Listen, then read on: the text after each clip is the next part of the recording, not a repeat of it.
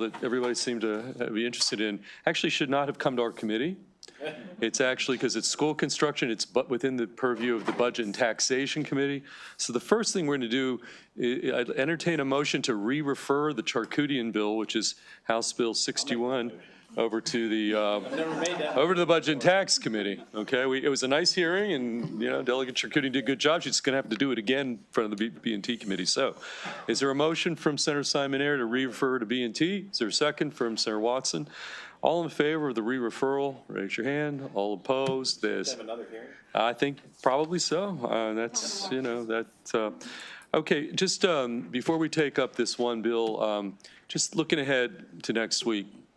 So budget and taxation is poised to pass the blueprint bill tomorrow. And as Senator Washington has pointed out several times, it's a mix of fiscal and policy, and we are the policy committee. So on Monday afternoon, I got to bring you guys in. We're down in the 2-week. If you're willing to, I hope you're willing to come from 1 o'clock. And we're going to go through that blueprint bill. Stacy's going to, have a chart. We're just going to go through. We are likely not to vote the bill. I just want everybody to just know what's in what B&T is sending us, particularly the policy stuff. And then we'll see where we are. And, we've got from 1 to whatever. And so that's the plan for Monday. And then as far as Tuesday, if we can reach some agreement on that energy package of bills with the House Economic Matters Committee, I'm hoping that on Tuesday we'll do the same thing on the energy package, and hopefully we'll have some kind of agreement about a possible bill, and we will go through and explain, again, probably not necessarily voting the bill, just everybody should understand it, to the point of not jamming anything out. So we're just going to try to be methodical about that. And then there's other issues. I mentioned the BEPS issue. There's other things. The difference with that one is that we have a product over from the House of Delegates. So that's one where, the House has already passed a product, and whatever we do, we send it back. It's a little bit of a different posture than these other bills that are in our position, which neither chamber has moved. And so again, Monday, blueprint. Tuesday, hopefully, a conversation to get going on those package of energy bills. And again, that's my theoretical hope and expectation, but things don't always work so cleanly. Yes, Senator Carrozza. Thank you, Mr. Chair. When you say the energy bills, are we talking about the one leadership bill that focused somewhat on nuclear, and then the second one that focuses on solar? Are those correct? The two? Well, there's really three leadership package bills. One is the President Ferguson, Adrian Jones bill. The second is the Wilson-Feldman bill dealing with siting and solar. And the third bill has to do with Vice Chair Crosby and Senator Hester's bill about creating an operation or division within PSC for long-term energy planning. That was the three-bill package that we heard over in the joint committee room with Economic Matters. So my hope is that we will have something to at least get a conversation moving on all three of those bills, hopefully Tuesday after we're done with our House bill hearings. And again, like today, a lot of the House hearings are going to be relatively short, trying to limit the testimony. If it's not sponsor only, it's pretty limited, so we can kind of move through these House bills, I think, pretty quickly, and then have time in the afternoons next week to talk about these, pretty significant bills, okay? Any questions? With that, this one bill we had on the list that Senator Love has put some work into, and I'd just like to get a conversation going on that. So, April, why don't you describe for the committee what Senate Bill 732 does? All right. Senate Bill 732, sewage sludge utilization permits per and polyfluoroalkyl substances concentration limits. So this bill, as it came in, required a sewage sludge utilization permit issued or renewed by MDE for the land application of sewage sludge to agricultural land to limit the total concentration of PFOS or PFOA to the lesser of 1 microgram per kilogram, the level established in health-based standards adopted by the US EPA, or the level established in regulation by MDE.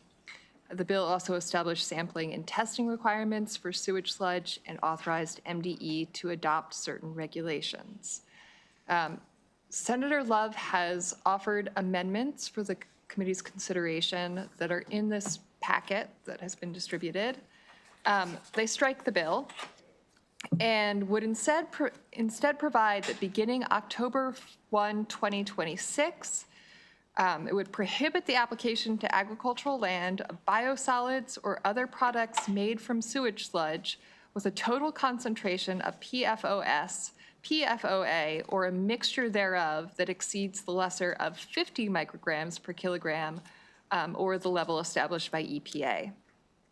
So that would be starting October 1, 2026. Would then provide that by October 1, 2028, so sometime before that date, MDE would be required to adopt regulations lowering that limit to the lesser of 25 micrograms per kilogram, or the lowest level that is technologically and economically possible based on sampling data collected by the department. Additionally, by October 1, 2028, the department would be required to adopt regulations increasing as appropriate the minimum setback for land application of biosolids to agricultural land from specified sensitive sites such as schools and private wells, and reducing the use of biosolids with PFOS or PFOA levels approaching the maximum limits set by MDE. Finally, the amended bill would authorize but not require the department to adopt regulations to establish concentration limits for PFAS chemicals other than PFOS and PFOA, and require the department to adopt regulations regarding testing and sampling of biosolids or other products made from sewage sludge applied to agricultural land, including regulations regarding the testing and sampling within a reasonable amount of time before application of products made from sewage sludge mixed with other sewage sludge or solid waste by a third party. Can I just, actually, MML, MACO were, I think, involved in a lot of these amendments. Why don't you guys just come up here, because, you know, questions could come up that you all might have some input on.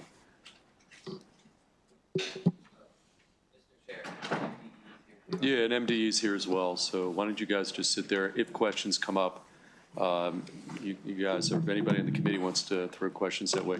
Okay, let's just start with some questions. And again, we are not going to vote this bill, but I want to get the conversation moving here.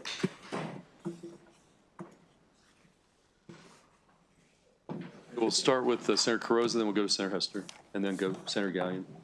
So I know we have the amended language in front of us, but is there any, basically what you just read us, some summary type information that, you know, I would want to share with the members in my district from the Maryland Association of Municipal Wastewater Agencies who initially strongly opposed this? You know, I'm in a position where this is new information that I believe should be shared with them. And then from the standpoint of MACO and MML, I certainly would want to know if, in addition to the overall organization position that you take, if I certainly want to know if my counties and municipalities have been checked on this. Okay, why don't you, yeah, I mean, again, that, Senator Carrozza, that's why we're going to do this kind of session to kind of get it all out there. So, Dom, you know, yeah, Angelica, Dom, you can weigh in. So for the record, Dominic Butchko, Maryland Association of Counties. So we actually work hand in glove with the folks at the Municipal Wastewater Association. They were involved in all of the meetings, and so they, on these changes, yeah, they provide a lot of technical expertise. As of right now, we did run this by our members. We feel confident that these amendments address our concerns. I can't tell you about individual jurisdictions, but I can tell you the broad feeling of Maryland's 24 counties is that our concerns are addressed. So how would you translate in English if we were explaining this to a constituent, that you had this bill that came in, and now it looks like we have a major revision? So can you, in layman's terms, explain how you understood the first bill and your objections affecting the counties and the municipalities, and how you understand the revised version, so I can better understand why it may be okay? Yeah, so as the bill came in, we had kind of two issues. First, how does a wastewater facility run, and then the feasibility of testing at such low levels as that were initially introduced. The amendments address both of those concerns. So first, they kind of get at where for the smaller wastewater treatment facilities, they're not necessarily putting their refuse into a holding pond. A lot of those are being applied automatically. The best way to think about that is like a conveyor belt. Most wastewater treatment facilities that are small to medium are conveyor belts, and they're just constantly moving material. So the bill now conforms more to how systems actually operate. The second side, the feasibility of the PFAS and PFOA levels, those were raised, and so we now think that we have the capability of testing at those levels. Testing at 1 part per billion is very, very low, and there's just a lot of questions on how we would actually implement that. I'm not sure if you want to. No, that covers it. Thank you. Okay, Sarah Hester, did you have a question? Curious about the reporting. So are all of our wastewater treatment systems like currently reporting, and what levels are they at currently? Yeah, I can speak to that. So for the record, I'm Zach Schaefer. I'm Assistant Secretary for Policy at MDE, and just recently came from EPA, where I was Director for Policy in the Office of Water, and oversaw the release of EPA's risk assessment of PFAS in biosolids, which I know heavily influenced the initial bill that was proposed. So MDE does monitor for PFOA and PFOS in the effluent of wastewater treatment plants per statute passed by the Assembly in several prior years. The initial rounds of monitoring are showing that the median is about 16 parts per billion, so well under even that second phase 25 part per billion threshold. And only a handful, I believe it's 5 plants in the state, exceed 50 parts per billion currently. And thanks to the 2024 HB 1153 requirements to reduce significant industrial discharges of PFAS from significant industrial users, we anticipate that coming down, and we are on track to be working with those users to reduce levels coming into wastewater treatment plants per that regulation. So that's why we feel that these are eminently achievable levels, both in the immediate near term, 50 parts per billion starting next year, and 25 in 2028. That's great news. So what happens if you happen to be one of the unlucky ones where you have above 50? Then how do you dispose of your waste? What happens in that way?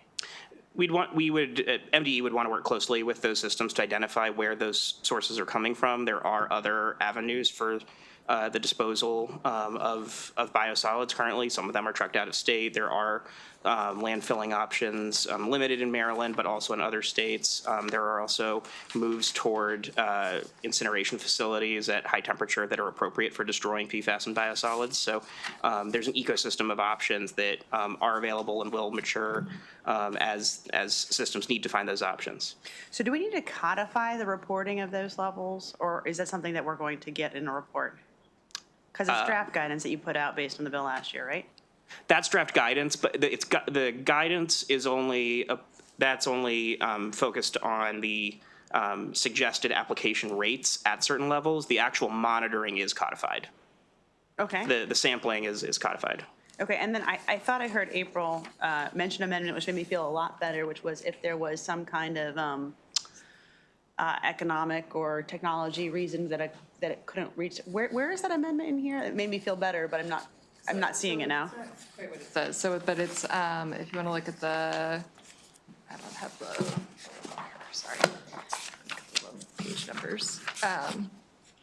So on page 6, so this is under the regulations that the department has to adopt by 2028, lowering the level to 25 micrograms or the lowest level that is technologically and economically possible, but it says the lower of those two. So it's 25, or if it's possible to test for lower levels, then that would have to be the maximum.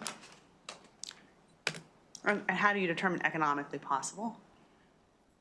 That's part of what the department would go through in its rulemaking process.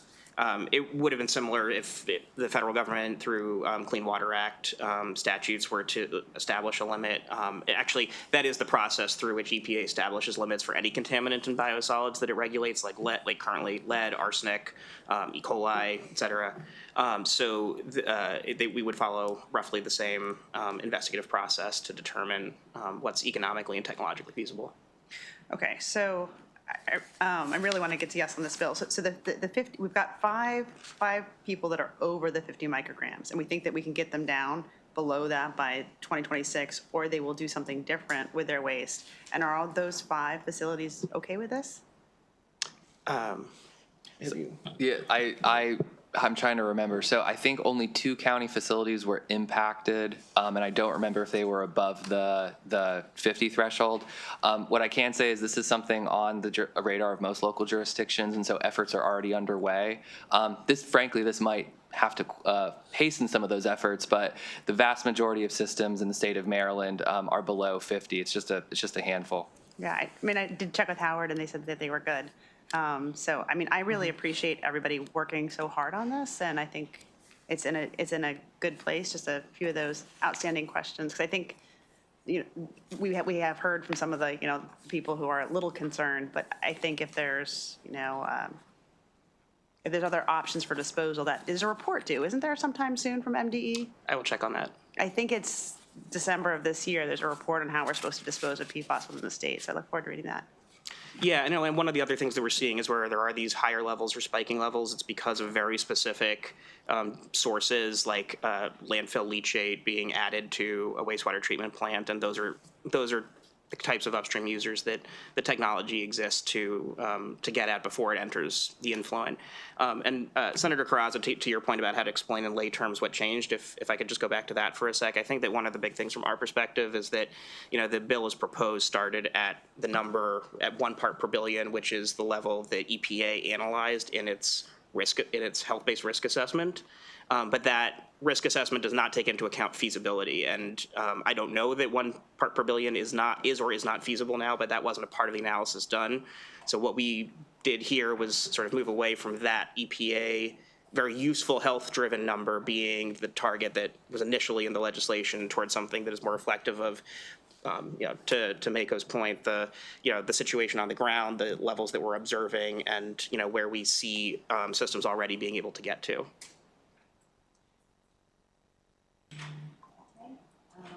I'm going to assume that Senator Hester is good now. So, Great. Okay, thank you.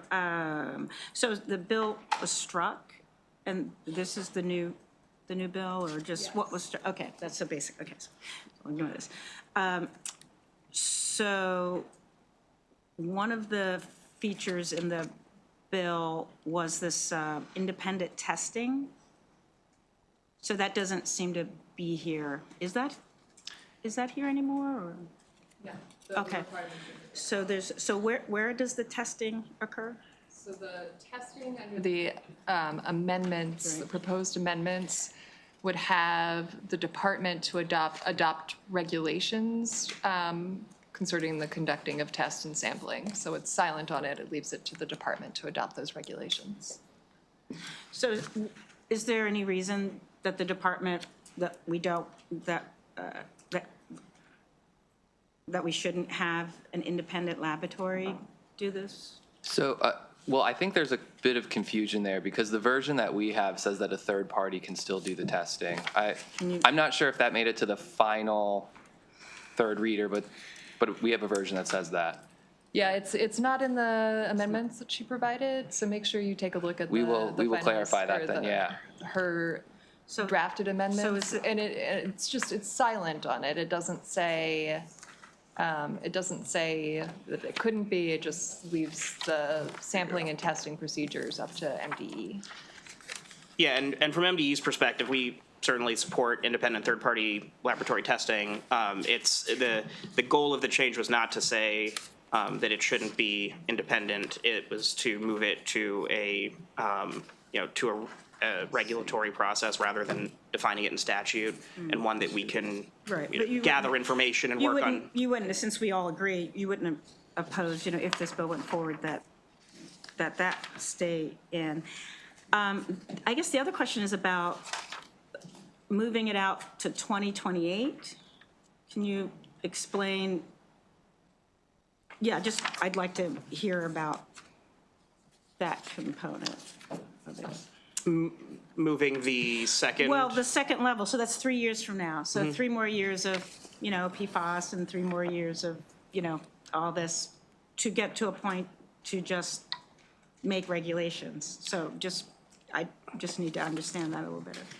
Yeah, so we agree on the need for, nearer term, at least interim, lower level, like a threshold for lower levels, which is why the 50 parts per billion taking effect next October is in there. On 2028, it will take some time for the department to gather the information to determine what is technologically and economically 3 feasible. years? We can do it on or sooner then, and If you certainly our goal. contracted with an independent entity, could they do it, like tomorrow? I'd have to talk to by tomorrow, no. Okay, that's if you could Yeah. ask about Yeah. that. On that too, Senator, so that was an issue for the Maryland Association of Counties, MML, and the Maryland Municipal Wastewater Association. The ability to kind of ramp these numbers up and the investment that would take, first, that would be a significant investment overnight, but then additionally, there's questions of what technology is currently available to meet those thresholds. I mean, I think as everybody at this table knows right now, testing isn't necessarily sufficient, both in the accuracy and also in the quantity right now. And so this just gives us a little bit of time where we have a runway, we know where we want to go. We can't get there tomorrow, but we can get there in the medium term. So so over the course of the next 3 years, all of our counties and municipalities are going to be thinking about and looking at levels of concentrate. I guess I just want to, I want to be really clear who's doing that work. Who's, Yeah, I mean, what's being done in that time other than delaying it? it will take some time for us to gather the data. We're going to need to gather several cycles of data. We'll obviously use what we're collecting from HB 1153 implementation. And so leaving some time for that to implement is important too, and seeing what levels we can get down to even without installing a very, potentially costly treatment solutions is going to be a key piece of this. And then there is also just a fairly intensive technology review and economic review that'll have to go into that. And then, as per a lot of the folks we've heard from, leaving time for them to make the adjustments to start adopting those new Last levels. question, I promise. So if you did the review sooner, but we didn't require the change, in other words, but we would know could we know by next year what technologies are available, et cetera? Again, not require anything, but could we just know? I mean, why would we wait 3 years to find out?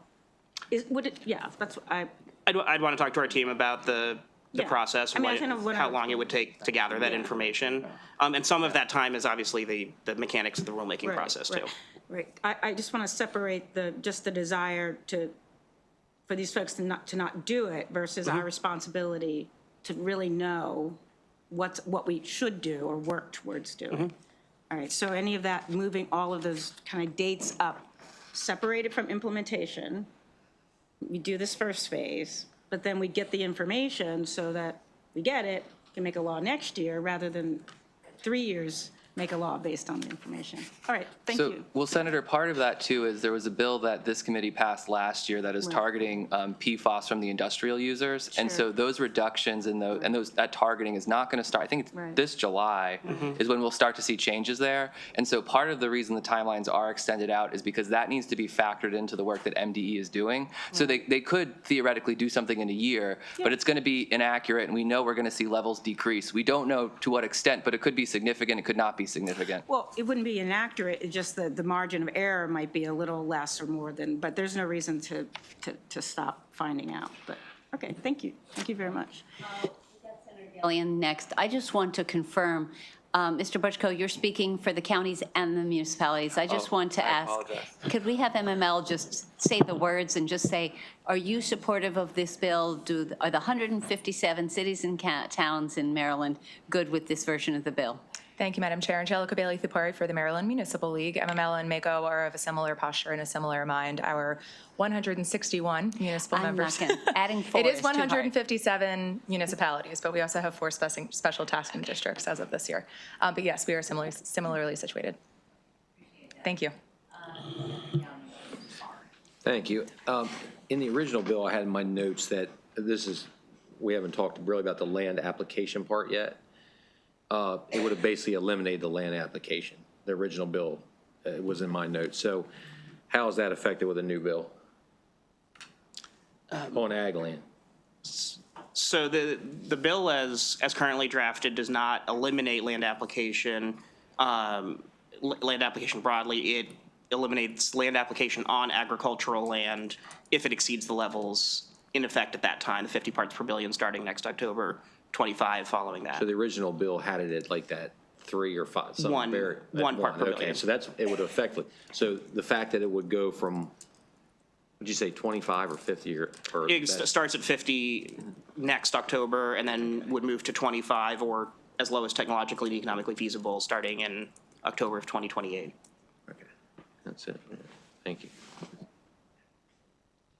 See no other questions. Mr. Schaefer, Mr. Butchko, Ms. Bailey-Thupari, thank you. Are we going to toss it back to April for more conversations, or are we done with this? The only thing that I would ask is Please. could hear from the wastewater treatment folks directly as well, instead of just the, that's the only thing I would ask. We would just get their feedback. It's not for them to do, it's not their job. Just saying. So just for the record, since the microphone wasn't on for all of that, Senator Augustine suggested that the committee could benefit from hearing from the wastewater treatment people directly rather than second or third hand. So that can be for the committee council and chair's consideration. Madam Chair, we can help facilitate that as well. I think that could be helpful. Thank you. Closing words? Okay, thank you. That completes this part of our conversation. And that completes the committee hearing for today and session for today.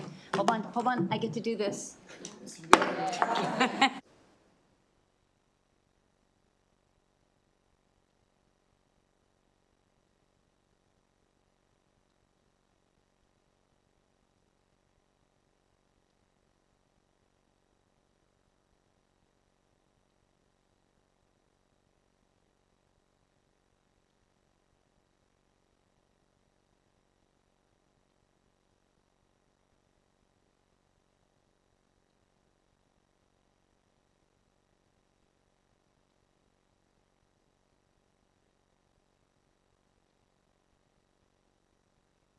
Don't forget, you guys, checks for the committee dinner.